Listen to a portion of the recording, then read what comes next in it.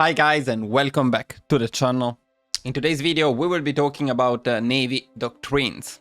In the background though, a little spoiler about a very interesting upcoming guide I'm working on. But for now, our goal is to determine which Navy Doctrines are the best depending on the type of fleet we are building.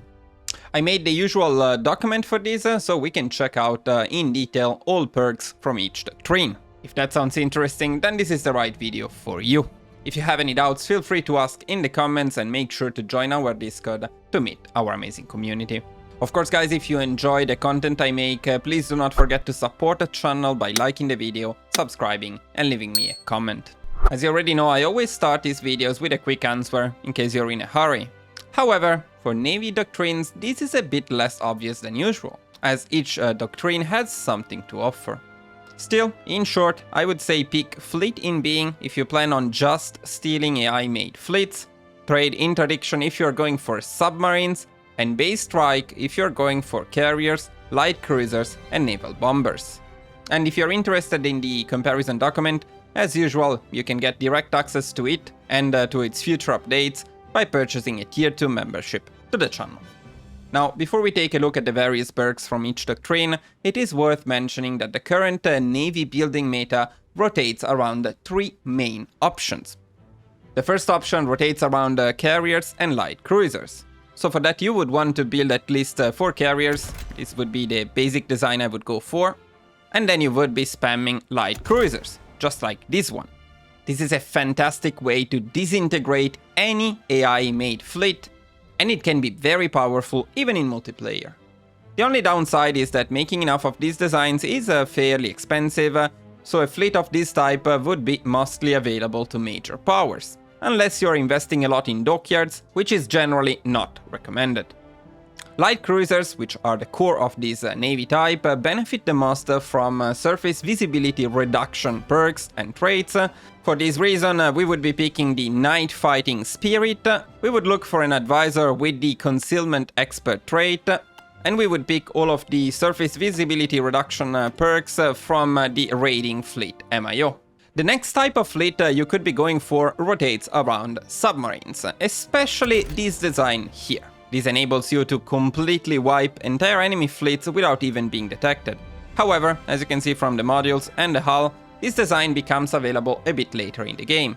On the other hand, it has the advantage of being cheap, which means that even miners can be successful at this. Submarines, like light cruisers, even more than light cruisers, benefit the most from visibility reduction traits. So once again, you can opt for the submarine designer or the raiding fleet for the best sub-visibility reduction. The last type of fleet you could be building rotates around empty carriers like this one and empty battle cruisers like this one.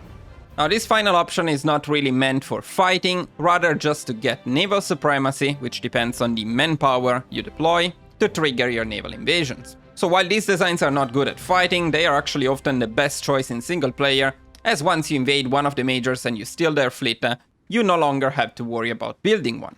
This is not only for single player, however, because in multiplayer you can use these designs to prevent your opponents from getting Green Sea and trigger their naval invasions, which is incredibly annoying. Now, the reason we said all of this is that all of this stuff is particularly important when it comes to picking your naval doctrine, so the type of fleet you're building will determine which doctrine is best for you. And with that being said, we can finally take a look at the perks.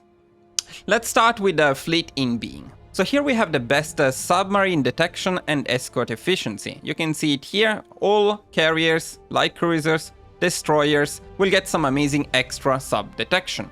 And in addition to all of that, you also get a plus 45% to the escort efficiency mission. We also get some pretty decent battleship buffs, we get some nice organization, and especially we get capital ship armor, capital ship attack, and naval anti-air attack. Now battleships are not usually great, in single player they are particularly bad, in multiplayer they have a purpose. The purpose they have in multiplayer is to carry anti-air, so this plus 10% to anti-air attack can be nice. However, we also have the worst buffs for carriers and light cruisers. This is the lowest organization out of the 3 doctrines. and we get this pretty useless plus 20% naval mine-laying efficiency mission. So the perks here are clearly oriented at larger fleets.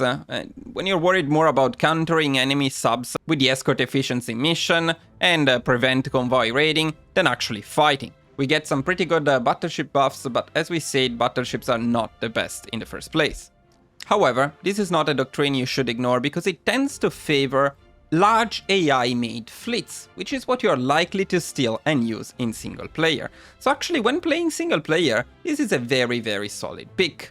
Think about it this way, once you steal, say, the Royal Navy, you don't have to worry about naval fighting anymore. You will destroy any AI-made fleet, which means your main focus and concern may be to protect your convoys, and the escort mission efficiency helps with that. Now let's look at trade interdiction. It should come as no surprise by looking at the name that you get the best surface detection and raiding efficiency. You also get some amazing submarines buffs here. First of all, let's look at the detection. 30% extra surface detection for light cruisers, 50% extra surface detection for submarines, and 50% extra raiding efficiency for submarines, which is really, really good. In addition to that, you also get a plus 10% to submarines attack and HP. So without doubts, out of the 3 doctrines, you get the best buffs for submarines in trade interdiction. You also get a very, very useful minus 20% torpedo reveal chance. This means that your submarines have a higher chance of remaining undetected after firing their torpedoes. Now we also get some decent all-around buffs, especially if you look at the battleship organization. Despite the fact that fleeting being is more oriented around battleships, we get the same battleship organization. And we also get some nice battle cruisers and heavy cruisers organization. Now those are not the best types of ships, but still extra org is nice. And the light cruiser organization and surface detection is very good for light cruisers too. So a very solid doctrine overall. The only minus I could find in here is that you get a very low escort efficiency mission. So it's a bit of a trade. You will be a lot better at raiding enemy convoys, but you will be a lot worse at protecting your own convoys. So this is the natural choice if you're going for a submarine spam type of fleet. The submarine buffs are absolutely amazing, and they will make raiding enemy fleets incredibly effective. This is a great choice when enemies have a larger fleet than yours. You don't feel like you can engage them directly, but you can still annoy them and raid their convoys by relying on stealthy tactics. Finally, let's look at base strike.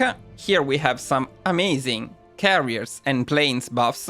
So we have 120 carrier organization, that's quite insane compared to the other two.